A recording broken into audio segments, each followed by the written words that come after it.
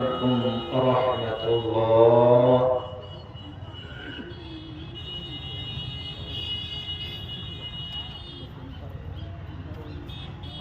الحمد لله نحمده ونستعينه ونستغفره ونعوذ بالله من شرور أنفسنا ومن سيئات أعمالنا من يهده الله فلا مضل له ومن يضلله فلا هادي له وأشهد أن لا إله إلا الله وحده شريك له وأشهد أن سيدنا وشفيعنا محمد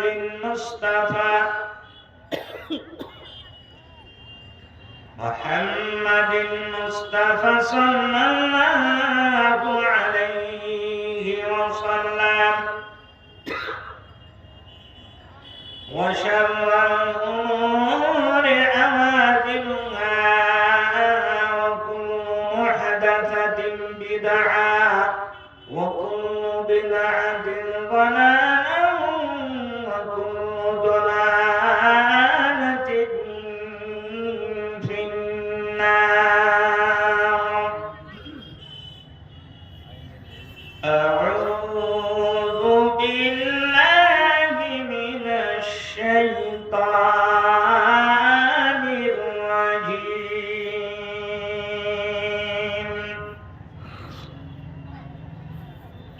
بسم الله الرحمن الرحيم.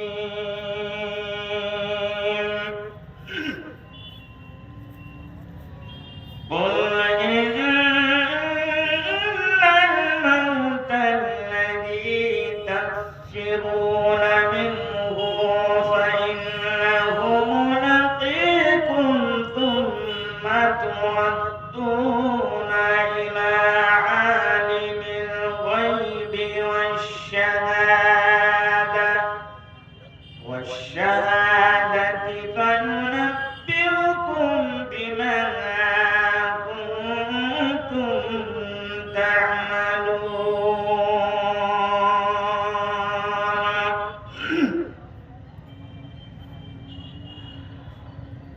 উঠো বেলাল মিনারাতে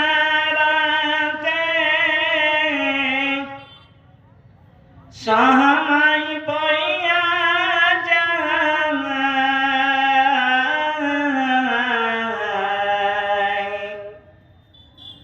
আজান দাও গো মধুর সুরে শুনবার মনে চায়।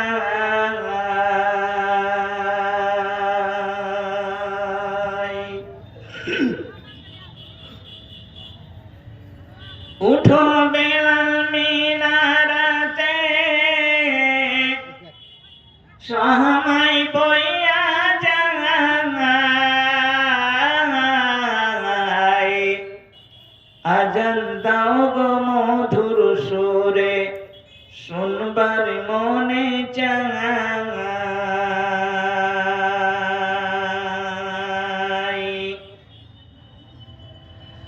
বেলাল বলে আজান দিলে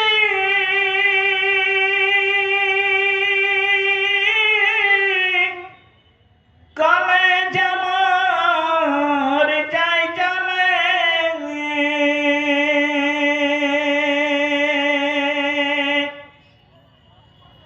বেলাল বলে আজান দিলে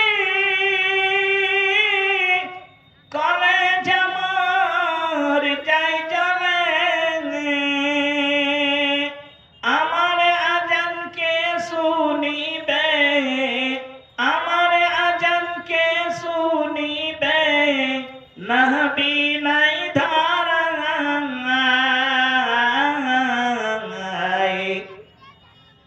আজান দাও গো মধুর সুরে শুনবার মনে চায় উঠো বেলাল মিনারাতে সাহামাই পড়িয়া যায় আজান দাও গো মধুর সুরে শুনবার মনে চায়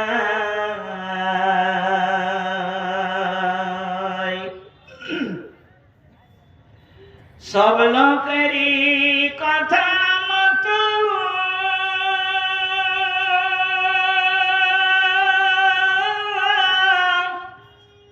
বেলাল উঠে মিনারাতি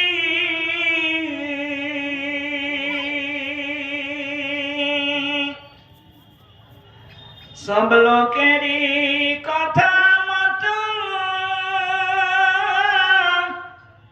বেলাল উঠে মিনারাতি মোহাম্মদ নাম বলার সাথে মোহাম্মদ নাম বলার সাথে সাল্লাল্লাহু আলাইহি ওয়াসাল্লাম মোহাম্মদ নাম বলার সাথে আওয়াজ নাই গলায় আজান দাও গো মধুর সুরে শুনবার মনে চায়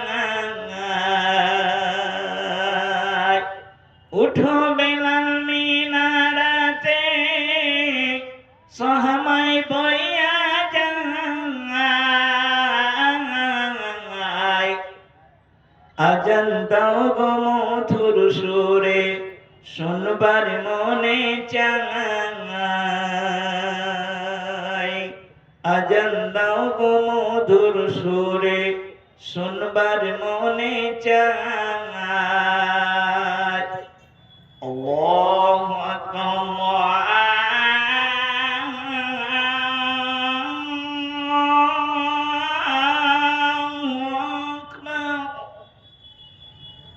বেলালের সুরে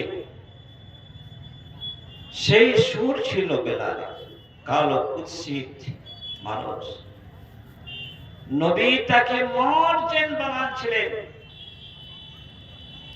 মুসলিম সমাজ তাই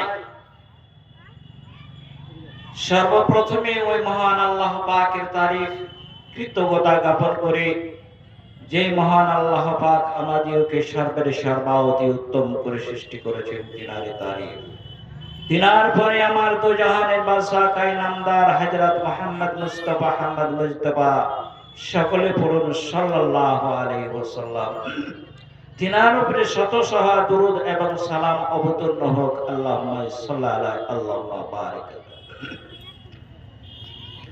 ভাইরা আমার মহান আল্লাহ পাক বলছেন কুল্লু নাফসিন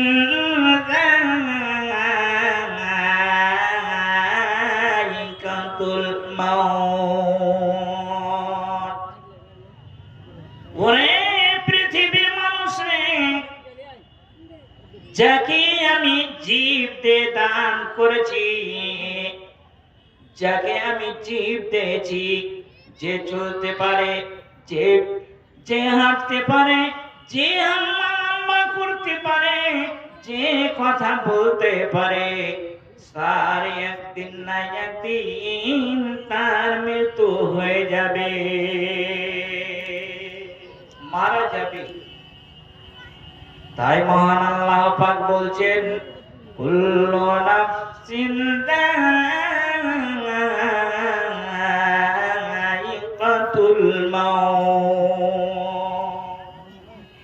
প্রত্যেক নাফসে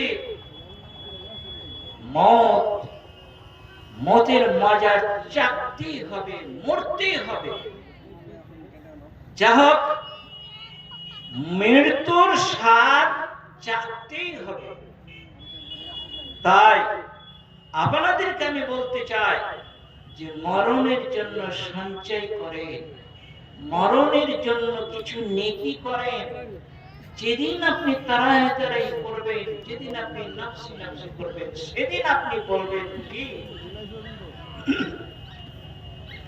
মহান আল্লাহ পাক বলছেন, আউযু বিল্লাহি মিনাশ শাইতানির রাজীম।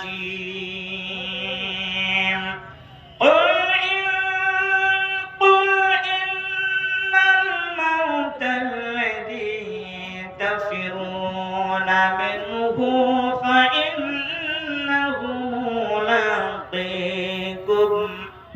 মহান আল্লাহ পাক বলছেন, কুল হে মুহাম্মদ সাল্লাল্লাহু আলাইহি সাল্লাম, আপনি তাদেরকে বলে দিন যারা এই মৃত্যু থেকে পলায়ন করছে, যারা এই মৃত্যু থেকে পালিয়ে যাচ্ছে, তোমরা জেনে রাখো মৃত্যু একদিন না একদিন তোমাকে গ্রাস করবে, গ্রাস করবেই, আপনাকে ধরবেই। নবী সুলাইমান ছিলেন সেই সুলাইমান নবীর জামানার একটি লোক। হঠাৎ মালিকুল মউতকে দেখে নিল, আর দেখি চিৎকার করতে আরম্ভ করলো।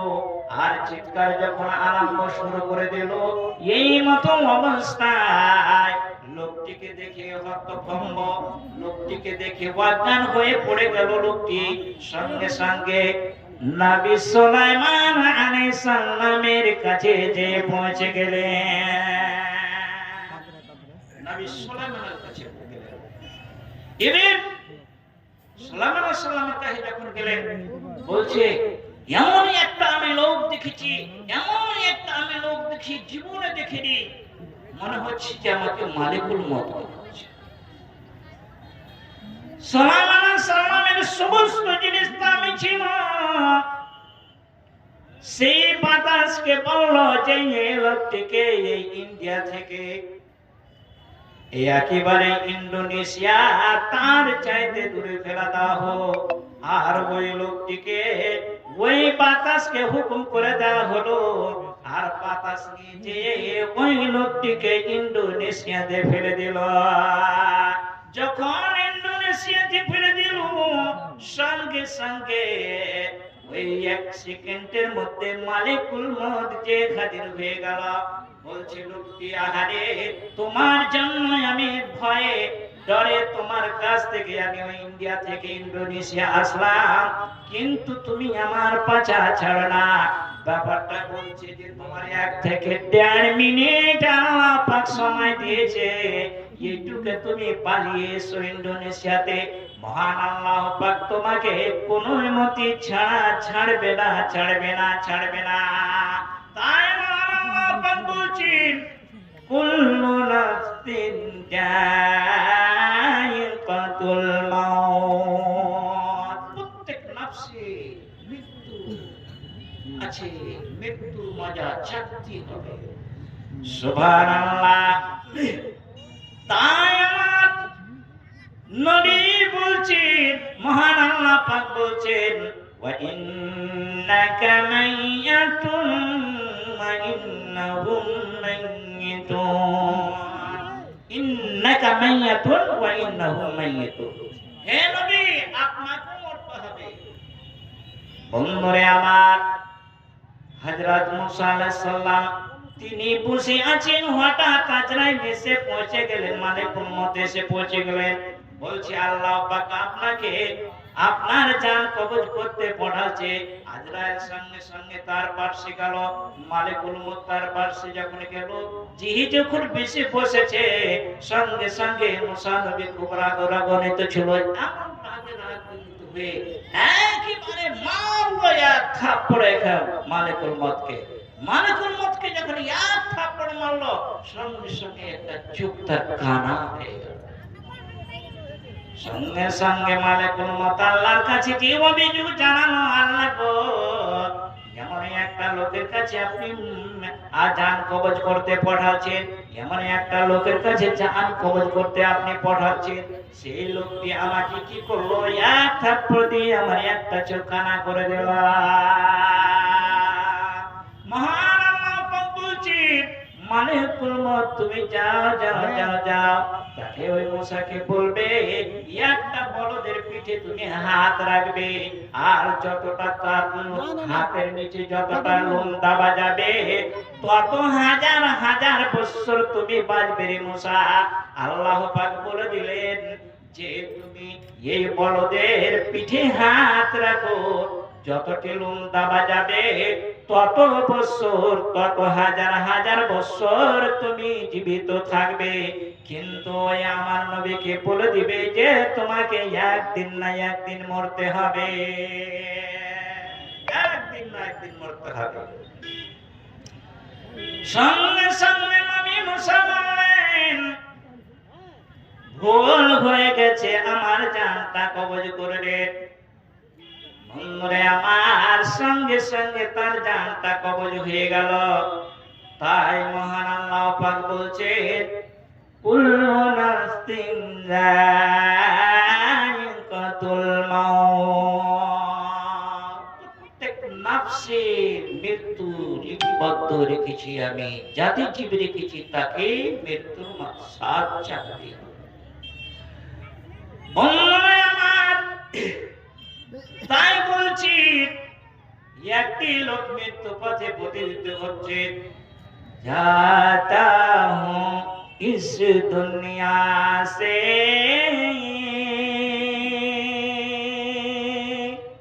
जाता हूँ इस दुनिया से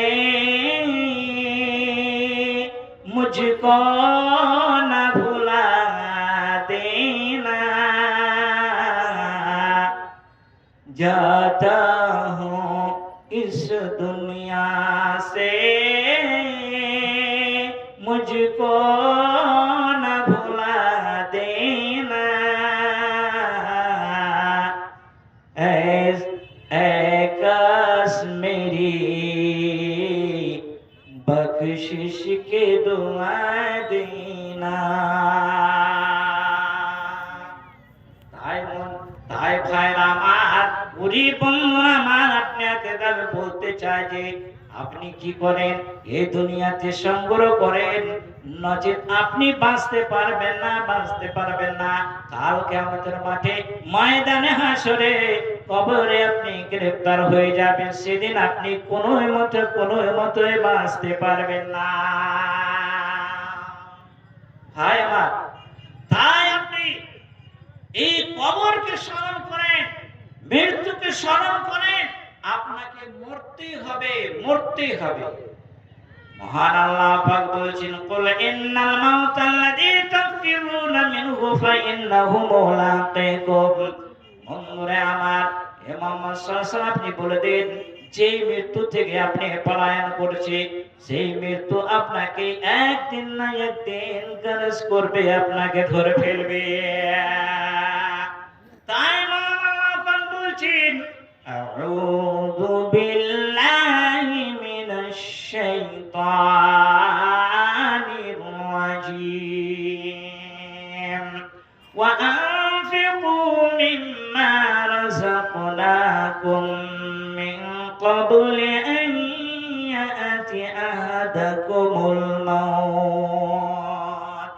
মহান আল্লাহ পাক বলছেন আমি যে তোমাকে রিজিক দিয়েছি, যে তোমাকে আমি টাকা পয়সা দিয়েছি, যে তোমাকে ধন দৌলত দিয়েছি, যে তোমাকে ধান চাল আমি দিয়েছি, তাতে থেকে তুমি আল্লাহর রাস্তায় তুমি ব্যয় করো। মহান আল্লাহ পাক বলছেন ওয়া মিম্মা রাযাকনাহুম ইউনফিকুন। মহান আল্লাহ পাক বলছেন আমি তোমাকে যে রিজিক দিয়েছি, যে তোমাকে টাকা দিয়েছি, তোমাকে সোনা দানা দিয়েছি, তোমাকে গয়নাগাটি দিয়েছি, তোমাকে ধান চাল দিয়েছি, যে তোমাকে আমি রিজিক দিয়েছি, তাতে থেকে তুমি আল্লাহর রাস্তায় ব্যয় করো। ভাইরা আমার, বন্ধুরা আমার, তাই মহান জি হে বিসমিল্লাহ বলি আমরা দোনো হাত জোড়ে পাপ ক্ষমা চাইতেছি তোমার দরবারে, কে দোয়া চাহিব খোদা কিসে রাজি হও, সেই দোয়া মোর তরে বাতাইয়া দাও। একজন এই সভা বিচে আসিয়া 500 টাকা দিল ভাই যে প্রকাশিয়া, ও গো খোদা দয়া মায় করি গো মিনতি, টাকা পয়সা ধানে চালে দাও গো উন্নতি। আমিন আমিন খোদা আমিন আমিন, মদের দোয়া কবুল করো রব্বুল আলামিন। তাই মহান আল্লাহ পাক বলছেন, ওরে আমার ভাইরা, আল্লাহ বলছেন মৃত্যু আসার আগে আগে আগে তোমরা আল্লাহর রাস্তায় বাই করে দাও। মৃত্যু আসার আগে তোমরা কি করো? বাই করো। মাজারুল ইসলাম, মাজারুল ইসলাম, তুমি বাবা মাওলানা নওয়াজ শরীফকে নিয়ে এসো, সময় হয়ে গেল না। মাজারুল ইসলাম, তুমি কোথায় আছো? তুমি মাওলানা নওয়াজ শরীফকে স্টেজে নিয়ে এসো। বিশ্ব জগৎ ঘুরলে, বিশ্ব জগৎ ঘুরলে যার জোড়া পাবে না, আমার মতো দয়ার নবী আর পাবে না, আমার মতো দয়ার নবী আর পাবে না। বিশ্ব জগৎ ঘুরলে, বিশ্ব জগৎ ঘুরলে যার জোড়া মিলে না, বিশ্ব জগৎ ঘুরলে যার জোড়া মিলে না, আমার মতো দয়ার নবী আর পাবে না, আমার মতো দয়ার নবী আর পাবে না। তাই মহান আল্লাহ পাক বলছেন, তুমি আল্লাহ রাস্তা বাই করো। পৃথিবীতে আল্লাহ পাক তোমাকে 60 থেকে 70 বছর, গত বছরই 100 বছর তোমাকে দান, তোমাকে সময় দিয়েছে। মহান আল্লাহ পাক বললেন, তুমি মৃত্যু আসার আগে আগে তুমি দান করো। সেদিন তুমি বলবে যে আল্লাহ আমাকে একটু ছেড়ে দাও, একটু সময় দিয়ে দেন, একটু টাইম দিয়ে দেন। এই সময়টুকু যদি আপনি আমাকে যদি দেন, তাহলে আমি কি করব? পৃথিবীতে যাব, যে আল্লাহ রাস্তায় দান করব, আল্লাহ রাস্তায় খরচা করব। আমাকে একটু আপনি সময় দিয়ে দেন। মুসলমান,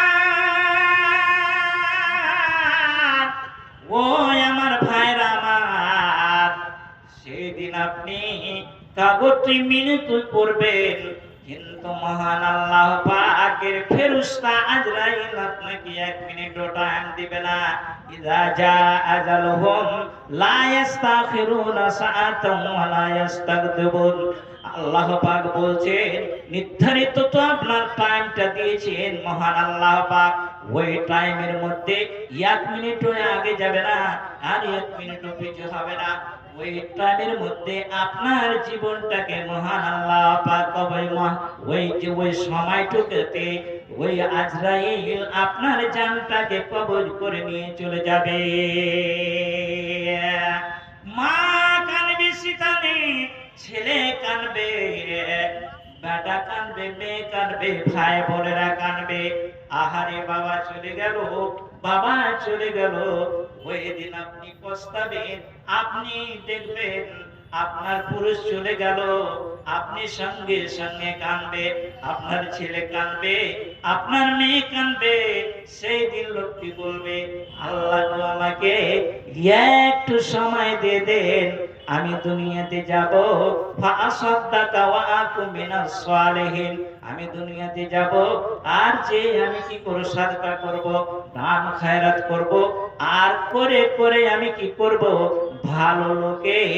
ভালো লোকের অন্তর্ভুক্ত হয়ে যাব।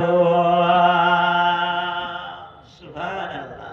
ভাইরা আমার, সেদিন মহান আল্লাহ পাক বলছি, তোমাকে 1 দিন টাইম দিনি রে, 2 দিন টাইম দিনি, তোমাকে 1 বছর দিনি, তোমাকে 50 বছর দিনি, তোমাকে 70-80 বছর বয়স দিয়েছি, কিন্তু তুমি ওই খালি চরঙ্গি গেছো, আর পান চাবালছো, গুটকা চাবালছো, আর এইগুলি চাপে চাপে সময় প্রবাহিত করে দিয়েছো, সময় শেষ করে দিয়েছো, আর নামাজ পড়লা না।